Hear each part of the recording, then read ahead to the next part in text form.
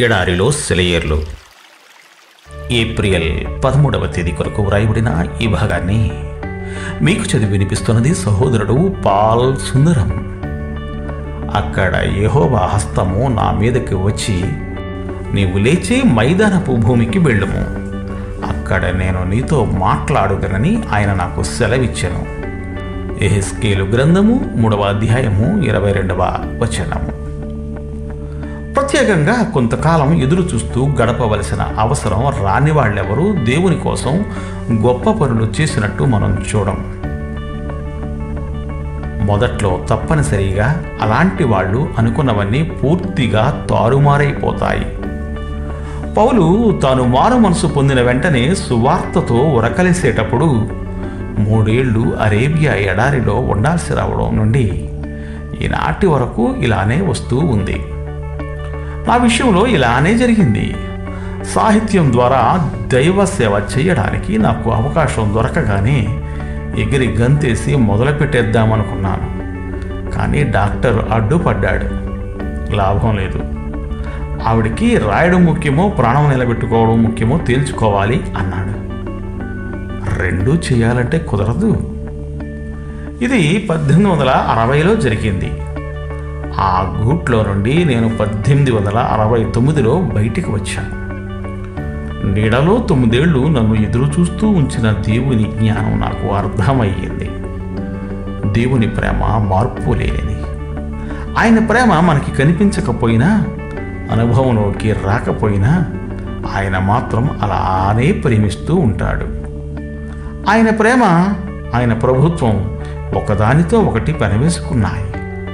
అందువల్ల మనకి ఇష్టంగాను అభివృద్ధికరంగాను కనిపించే వాటిని కొన్నిసార్లు మనకివ్వడు.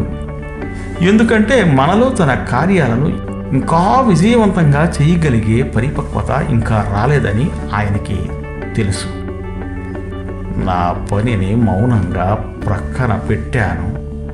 విశ్రాంతి సమయాన్ని వినయంతో స్వీకరించాను. విశ్రాంతి తీసుకో అంటూ యజమాని పిలిచాడు.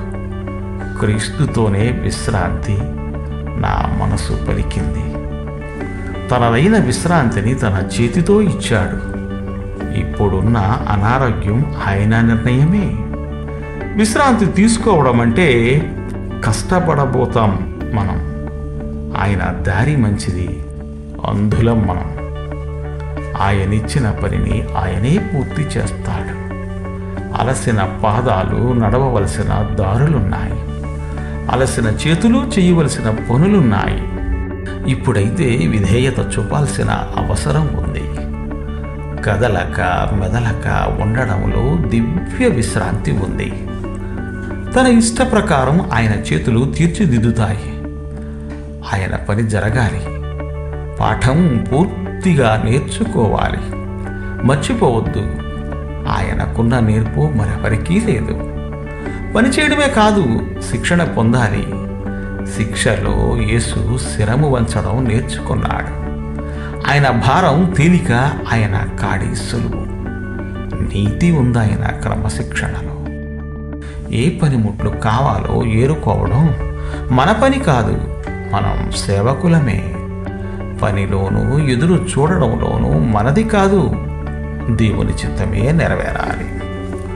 దేవుడు మనకి పనులు పురమాయించినట్టుగానే విశ్రాంతి తీసుకునే స్థలాలను కూడా చూపిస్తాడు. విశ్రాంతి తీసుకోండి. అలసిన మిమ్మల్ని దారి ప్రక్కన బావి దగ్గరికి తీసుకువచ్చిన ఆయన పట్ల కృతజ్ఞులై ఉండండి. దేవుడు మిమ్ము దీవించుగాక. ఆమెన్. ఆమెన్.